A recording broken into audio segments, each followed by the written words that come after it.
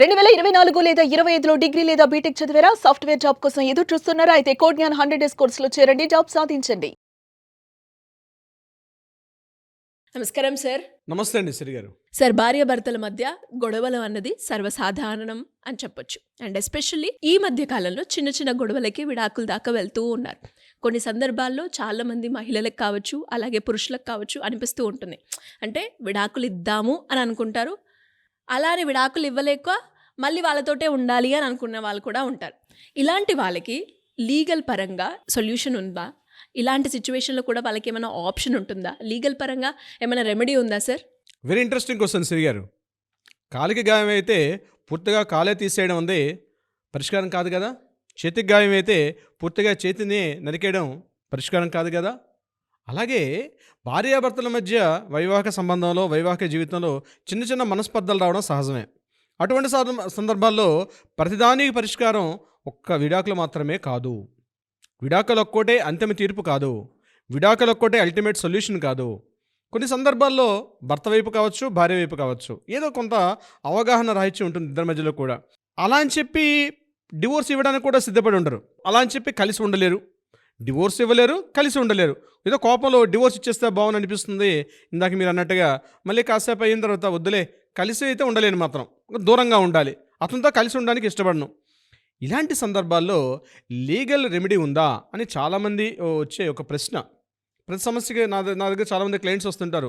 ఆ వచ్చేటప్పుడు అడిగితే డివోర్స్ ఇమ్మంటే పాప మహిళా మనలో కొంతమంది మనసు అంటే మోహోదరకంగా పెట్టి, సార్ డివోర్స్ అయితే ఇవ్వలేను సార్, కానీ ఏదైనా లీగల్ రెమెడీ ఉంటే చెప్పండి సార్. అలా అని చెప్పి నేను ఆయనతో మాత్రం కలిసి ఉండడానికి అయితే నేను అంగీకరించిన. అతనిలో చాలా క్రూయల్టీ ఉంది, కొన్ని రకాలుగా అడల్టరీ కూడా ఉంది, క్రూయల్టీ ఉంది, రకరకాలుగా హింసిస్తుంటాడు, నన్ను కొడుతుంటాడు, తిడుతుంటాడు. అలా అని చెప్పి డివోర్స్ ఇచ్చి నాకు నేనుగా సింగిల్గా బతకలేను, నేను ఒంటరిగా జీవించలేను, అతను లేకుండా జీవించలేను, అలా అని చెప్పి అతనితో కలిసి ఉండలేను. ఇటువంటి సమస్యల్లో మనకి లీగల్గా నాకు ఏదైనా రెమెడీ ఉందని చాలామంది అడుగుతారు. ఈ వీడియో చివరిదాకా చూడండి, ఇట్స్ ఎక్సలెంట్ వీడియో అవుతుంది. ఇటువంటి సందర్భాల్లో లీగల్గా అద్భుతమైన పరిష్కారం అవుతుంది. డివోర్స్ కాకుండా దాన్ని జ్యుడిషియల్ సెపరేషన్ అంటారు. లీగల్ సెపరేషన్ అంటారు, లేదా జ్యుడిషియల్ సెపరేషన్ అంటారు.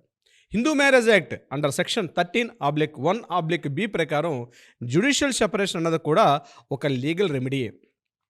ఏం చెప్తుంది ఈ జ్యుడిషియల్ సెపరేషన్ అన్నది గుర్తుపెట్టుకోండి. అండర్ సెక్షన్ 13(1)(b) ప్రకారం జ్యుడిషియల్ సెపరేషన్ అన్నది ఒక మంచి పరిష్కారం. దీన్ని కోర్టు ద్వారా ఒక డిగ్రీ పొందే అవకాశం ఉంటుంది. సేమ్ డివోర్స్ ఎలా అయితే మనం కోర్టులో ఫైల్ చేసి డిగ్రీ తీసుకొస్తామో, జ్యుడిషియల్ సెపరేషన్ అనేది కూడా కోర్టులో ఫైల్ చేసి ఒక డిగ్రీ పొందే అవకాశం ఉంటుంది. దాన్ని జ్యుడిషియల్ సెపరేషన్ అంటారు. ఈ డిగ్రీ ఎందుకు ఉపయోగం సార్? అంటే ఎగ్జాక్ట్లీ సెపరేషన్ అన్నారు, ఎన్ని రోజుల పాటు ఉంటుందంటారు? లిమిట్ ఉంటుందా దీనికంటూ? ఇప్పుడు మీరు డివోర్స్ అని అనుకోండి, ఇట్స్ పర్మనెంట్గా ఆ ఇద్దరు యొక్క వైవాహిక జీవితానికి ఫుల్ స్టాప్ పెట్టేది డివోర్స్. కానీ ఒక టెంపరీగా ఒక కూలింగ్ పీరియడ్, కొద్ది రోజుల పాటు దూరంగా ఉంటారు, కానీ భార్యాభర్తలే, సొసైటీలో భార్యాభర్తలుగానే ఉంటారు, కానీ ఒకరికొకరు దూరంగా ఉంటారు. కూలింగ్ పీరియడ్, ఒక టైమ్ ఆఫ్ ఒక 10 years, ఎన్ని రోజులు అన్నది, ఎన్ని సంవత్సరాలు ఉండాలన్నది ఆ యొక్క కేసుకు సంబంధించి మనం కోర్టులో ఫైల్ చేసిన బట్టి కోర్టు మనకు డిగ్రీ ఇస్తుంది, ఇన్ని రోజుల పాటు జ్యుడిషియల్ సెపరేషన్. ఇక్కడ జ్యుడిషియల్ సెపరేషన్లో ఇచ్చేటప్పుడు, కోర్టు డిగ్రీ ఇచ్చేటప్పుడు ప్రధానంగా 2 పాయింట్స్ వస్తుంది. Number 1 point ఫ్యాక్టమ్ of separation. ఫ్యాక్టమ్ of separation అంటే ఒకరికొకరు వేరుగా ఉండడం. ఫ్యాక్టమ్ ఆఫ్ సెపరేషన్ అన్నది ఒక పాయింట్. ఇదేంటంటే ఒకరికొకరు సెపరేట్గా ఉండడం. రెండవది యానిమస్ డిసెండరీ అని ఒక లీగల్ టెర్మినాలజీ వాడతారు. ఇవి జనరల్గా లీగల్ టెర్మినాలజీస్ ఇవన్నీ కూడా యానిమస్ డిసెండరీ అంటారు. అంటే ఏంటంటే కలిసి ఉండాలనే కోరిక లేకపోవడం. ఈ రెండింటిని పరిగణలో తీసుకుంటారు. అంటే కొద్ది రోజుల పాటు ఒక కూలింగ్ పీరియడ్.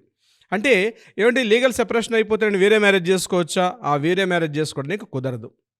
వేరే మ్యారేజ్ లీగల్ సెపరేషన్ ఇంకా స్టిల్ భార్యాభర్తలే, హస్బెండ్ వైఫ్గా ఉంటుంది. ఇద్దరు కలిసే ఉంటారు, ఒకరికొకరు దూరంగా ఉంటారు. అంటే అతను వేరే చోట ఉంటాడు, ఈమె వేరే చోట ఉంటారు, కానీ ఇద్దరు స్టిల్ భార్యాభర్తలుగానే ఉంటారు. అండ్ అలాగే సార్, ఈ సెపరేషన్ అనేది కేసుని బట్టి ఇన్ని రోజుల పాటు సెపరేషన్ అని డివైడ్ అవుతూ ఉంటుందా? అవునండి, ఇన్ని రోజుల పాటు సెపరేట్ అయి ఉండాలని చెప్పి కోర్టు డిగ్రీ ఇస్తుంది. దాన్ని బట్టి ఆఫ్టర్ ఆ 10 years పూర్తి అయిపోయిన తర్వాత డివోర్స్కి అప్లై చేసుకోవచ్చు, మ్యూచువల్ కన్సెంట్గా డివోర్స్ అప్లై చేసుకోవచ్చు, లేకపోతే కంటెస్టెడ్గా డివోర్స్ అప్లై చేసుకోవచ్చు, లేదా కలిసి ఉండాలనుకుంటే ఇద్దరు కూడా అసలు డివోర్స్ అనే కాన్సెప్ట్ లేకుండా ఇద్దరు కూడా కలిసి ఉండే అవకాశం కూడా ఉంటుంది ఈ యొక్క లీగల్ సెపరేషన్ కింద. అంటే ఉదాహరణకి హస్బెండ్ క్రూయల్టీ కింద కానీ అడల్టరీ కింద కానీ కొన్ని ఇబ్బందులు అంటే కలిసి ఉంటే అతను కొట్టడం, అతను తాకుండా ఇంటికి రావడం, తన చిత్రహింసలు కొట్టడం, అంటే ఆ అమ్మాయిని తిడుతూ ఉండడం, అబ్యూజ్గా తిడుతూ ఉండడం, కొడుతూ ఉండడం, ఆ అబ్బాయి మానసికంగా శారీరకంగా ఈ అమ్మాయిని హింసిస్తున్నాడు అనుకోండి. అలా అని చెప్పి ఆ అబ్బాయిని దూరంగా విడిచిపెట్టి ఈమె తను ఒంటరిగా జీవించాలని కూడా కోరుకోదు. తిట్టినా, ఎందుకంటే భారతీయ సమాజంలో అనాదిగా మనకు రుజించుకుపోయేది అంటే పతియే ప్రత్యక్ష దైవం అని ఇంకా అక్కడక్కడ ఇప్పటికి ఇంకా ఉన్నాయి ఆ మూలాలు.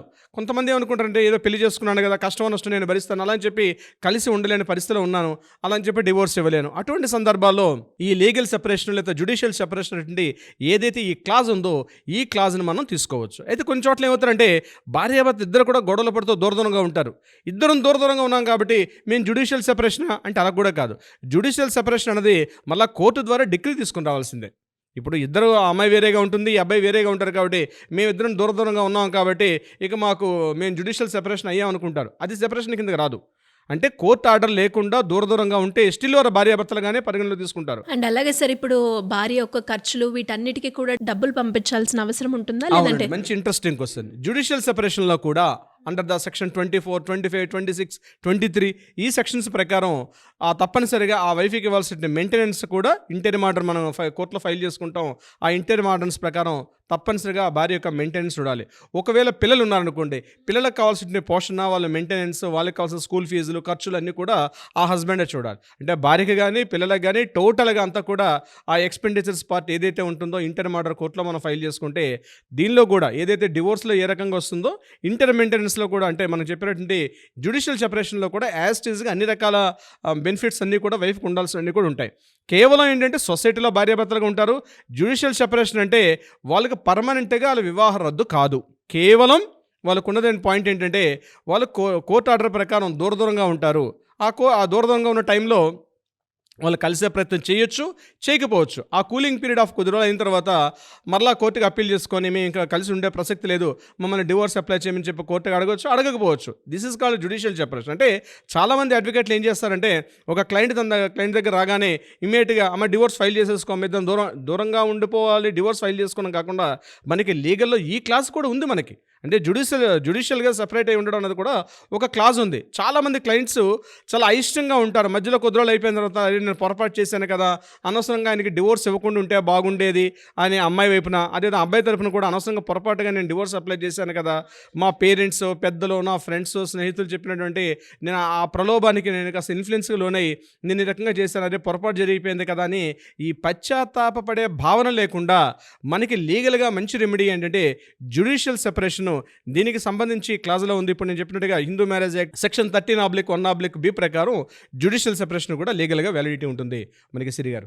సో ఇంకా దీని గురించి ఎవరికైనా కూడా క్లియర్గా ఇన్ఫర్మేషన్ కావాలి అనుకుంటే ఏ విధంగా మిమ్మల్ని అప్రోచ్ చేయ ఛాన్స్ ఉందంటారు సార్? కింద స్క్రోల్ అవుతున్న మనకి కాంటాక్ట్ చేయగలిగితే మన లీగల్ టీం తప్పనిసరిగా మీకు అప్రోచ్ అవుతారు. మీకు కావాల్సిన సలహా సంప్రదింపులు ఇచ్చే ప్రయత్నం చేస్తారు. అదే కాకుండా కోర్టులో ఏదైనా వివాదాలు ఉంది తప్పనిసరిగా వాటికి కూడా పరిష్కారం చూపించే విధంగా కూడా ప్రయత్నం చేస్తారు సిరి గారు. Thank you sir, thank you so much. Thank you so much అండి సిరి గారు.